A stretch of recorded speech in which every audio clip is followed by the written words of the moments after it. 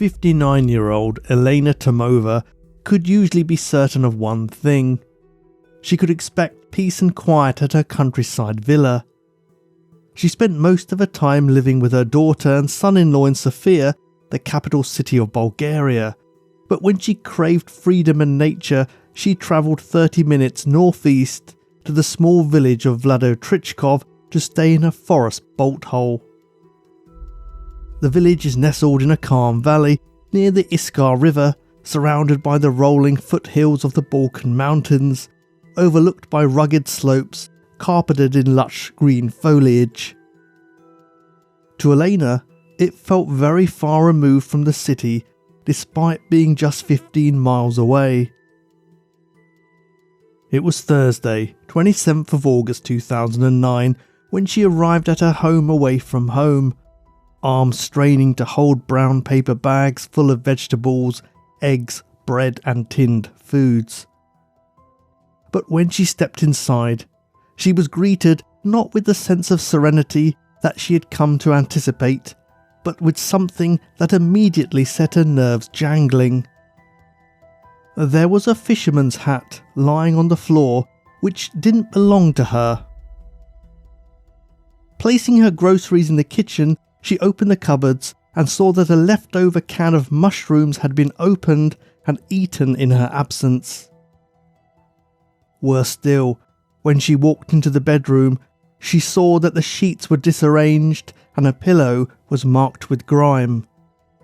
Someone had been sleeping in her bed.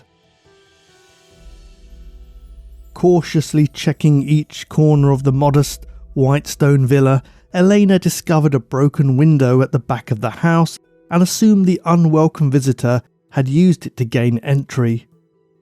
She considered calling the police, but she was a proud and self-sufficient woman, and she wasn't willing to be forced out of her own property. Instead, she went out to pick some wild berries and continued with her day. But she kept hold of the axe that she used for chopping wood in case the intruder returned. She had second thoughts later that afternoon and went to a neighbour's house to ask if she could stay with them for the night. But they were expecting visitors and had no room. Elena returned to her villa and settled in to read the latest religious pamphlet from a local Kingdom Hall, as she was an active member in the Jehovah's Witness community. Before she had finished reading the first page, she heard someone opening her wooden gate and went to see who it was. Standing on her doorstep was a pitiful specimen of humanity who introduced himself as Mihail Leshtarski. A straggly beard hung down to his chest, its few remaining black hairs fighting a losing battle against the advancing swathes of grey. The top of his head was largely bald, and he peered at Elena over the rim of a smeared pair of spectacles.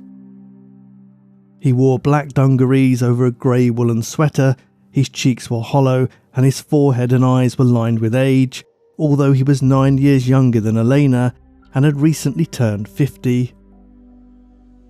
Leshtarski explained that he was tired and hungry and asked if she would be kind enough to give him some food and a place to stay. Elena paused for only a moment before agreeing. She was kind-hearted and hospitable by nature, and she believed the world would be a better place if people looked out for their neighbours and those in need. And besides, she still had her axe. She welcomed the unfortunate creature inside, gave him 2 slices of bread, and invited him to make an omelette. While Leshtarski used the stove, Elena called her daughter Zornitsa to tell her that she was putting up a traveller for the night. She knew Zornitsa would be concerned about her safety, so she told a white lie and reassured her that her ex-husband, Zornitsa's father, was also visiting and would be staying overnight too. Her daughter's fears assuaged, Elena put down the phone and went to join her guest at the wooden table in her bedroom for dinner. The temporary roommates ate pickles with their omelettes and bread, washed down with a glass of gin. After their meal, they went outside to smoke a cigarette as they watched the sun sink down behind the green mountains which stood sentinel over the village. Despite being forbidden under Jehovah's Witness law, smoking was one of the few vices in which Elena occasionally indulged. As they sat companionably in the porch, Leshtarski told her he had arrived in the area yesterday and he had been wandering around Vlado Trichkov looking for a place to lay his head. He confessed that he had been the one to enter her villa the night before and had slept in her bed and eaten her mushrooms. He gave a small smile as he explained, stretching his skin taut across his gaunt features, and placed his arm around Elena's shoulders as they went back inside. Beginning to feel rather uncomfortable, Elena picked up her New World Bible and told her uninvited house guest about her faith. She had an intuition that Leshtarski was a tormented soul and might benefit from religious instruction, so she invited him to come to the next Jehovah's Witness gathering. Until now, the grey-haired vagabond had been polite, if a little taciturn, but Elena's well-intentioned preaching was like a red rag to a bull. Leshtarski indignantly shouted at her to stop, telling her that she reminded him of his mother. Drawing on her reserves of patience, Elena persevered, hopeful that she could lead the agitated man towards spiritual solace. Leshtarski's carefully hidden ferocity erupted like a volcano. He pushed the 59-year-old woman off her chair, then forcibly dragged her onto the bed, where he raped her, then wrapped his calloused hands around her throat and choked her to death. Afterwards, Leshtarski pulled down Elena's dress to reveal her chest, then took a kitchen knife and cut off her left breast. He carved a cross into her forehead before placing the weapon and the severed body part under the bed. Still trapped in a rancorous frenzy, he took a black pen and drew hundreds of crosses on the walls until there was barely an inch left uncovered. Finally, as the haze of his wrath slowly lifted and he gradually returned to his senses, he pulled the sheets over his victim and placed her Bible on one side of the pillow and the Jehovah's Witness pamphlet on the other. Taking one last look at the deceased woman, he pocketed the bottle of gin they had drunk from and fled the villa. The next morning, Zornitsa called her mother to check that everything was all right, but the phone rang endlessly. Believing that her father was there with her, she shrugged off her worries, thinking that they must have gone out somewhere. Although her parents had been divorced for 10 years, they still kept in touch, and she knew her dad wouldn't let anything happen to Elena. But when the hours ticked by and the phone remained unanswered, her qualms intensified, and when she called her dad, he told her in confusion that he hadn't seen Elena for weeks.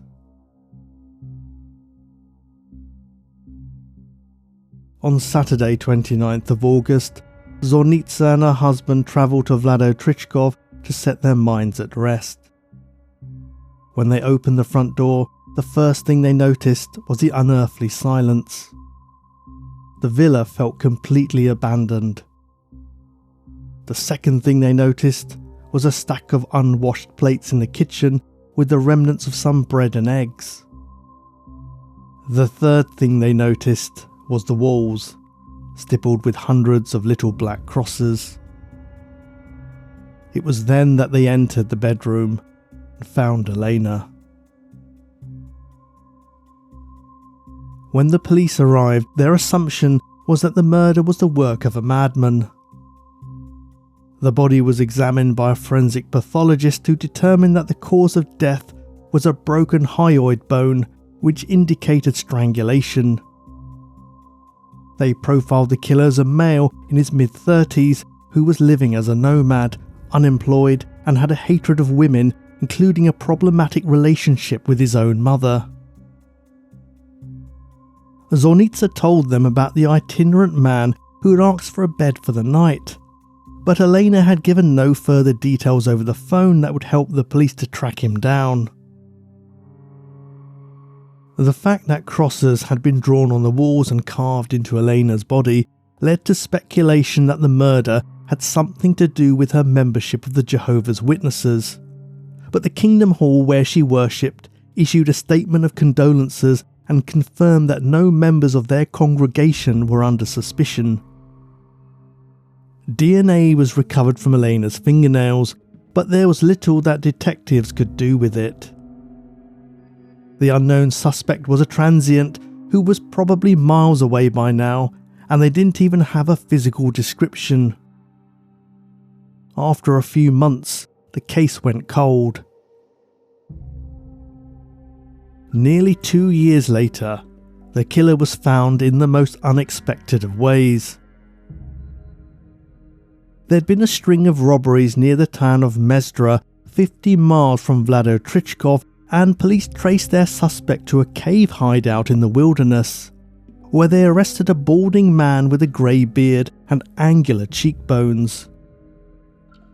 His name was Mihail Leshtarski. Inside his hideaway were 12 pairs of glasses, some of them belonging to women, giving police grounds to charge him with burglary. When they asked him why he was lurking in a cave, he claimed he had been filmed on camera stealing heroin from a wealthy woman and feared being recognised.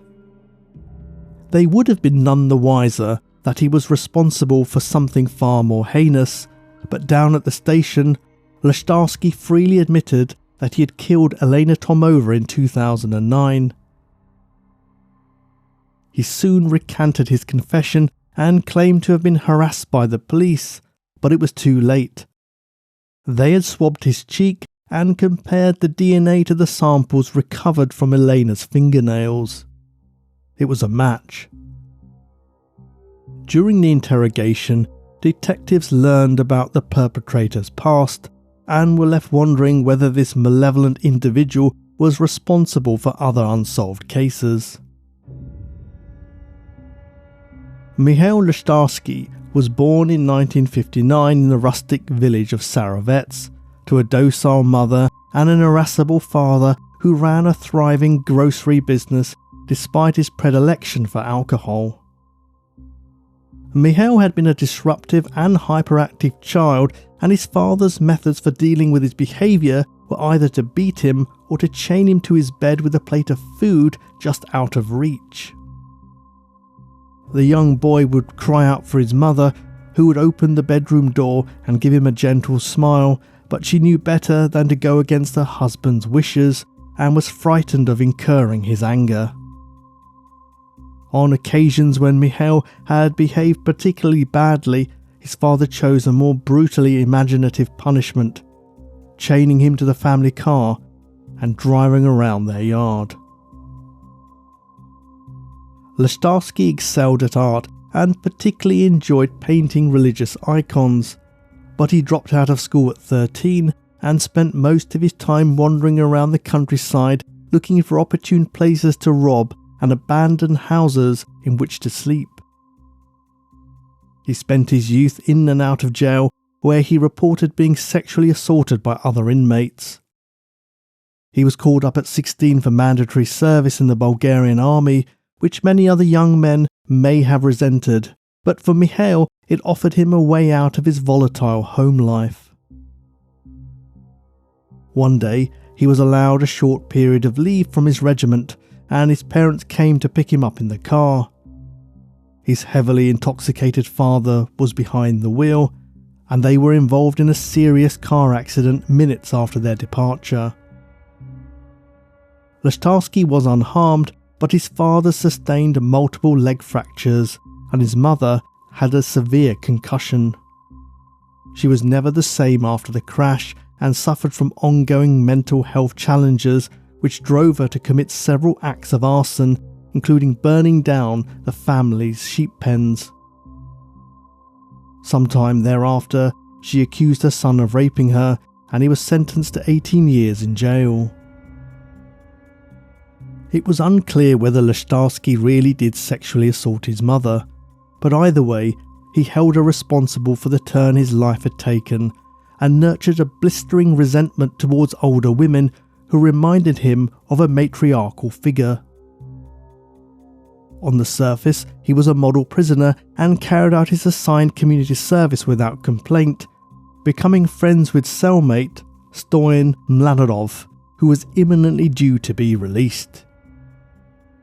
His good behaviour bought him a reduced sentence, and he was released in 2005 after 12 years. Around this time, his mother had a catastrophic stroke and was left completely unable to communicate. Leshtarski sought work after his release, but few employers were willing to hire an ex-convict, so he resorted to stealing food and money to get by. He fell in love with an underage Romani sex worker and paid her to live with him, but she ran away, and the collapse of this inauthentic relationship added to his emotional instability. From 2007 to 2008, he managed to hold down a job at the Chaika hotel complex in Vratsa, 15 miles from his home village. He was known as a diligent and capable worker, but after successfully completing his probationary period, he inexplicably vandalised all the company vehicles and ran from the scene. Leshtarski had enough self-awareness to understand that he was incapable of assimilating into mainstream society, so it was at this point that he found shelter in the nooks and crannies of ancient limestone caves in the mountains, stealing from houses in town during the day, then returning to the caves at night. To survive, he consumed 4 spoons of honey each day and hunted game with a handmade bow. When birds and rabbits were scarce, he resorted to eating the live bats that dwelt in the dark recesses of the cave network. Despite his limited diet and advancing age, Leshtarski was strong and wily, living on his wits and stamina.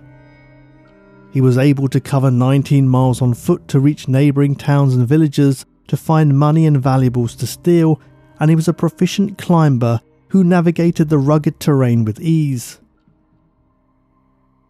Each time he committed a burglary, he took the homeowner's spectacles with him and kept them on a shelf of rock in his cave, like a corrupted version of a mantelpiece. When he got fed up with the dank, cold cave during the winter months, he forced his way into the home of old cellmate Stoyan Mladenov, who was now a free man. Leshtarski attacked Mladenov with a kitchen stool and assaulted his wife, and then made a home in their attic for 4 months, drilling holes in the walls and ceilings so they could keep an eye on the family below, and threatening to kill them if they told the police. After his arrest, a psychological evaluation found Leshtarski to be sane with no diagnosable mental illness. On 29th of September 2011, he was found guilty of the murder of Elena Tomova and sentenced to life in prison. He later appeared on the Bulgarian TV show No Man's Land, where he publicly confessed to 2 additional murders during an interview with high-profile criminal psychologist Todor Todorov. His first foray into violence had been in 1999, when he fatally assaulted a female neighbour while inebriated. He also admitted responsibility for the death of a midwife, which had previously been attributed to heart problems. He refused to disclose the date, location, or any other specifics of the crime, so police were unable to follow it up.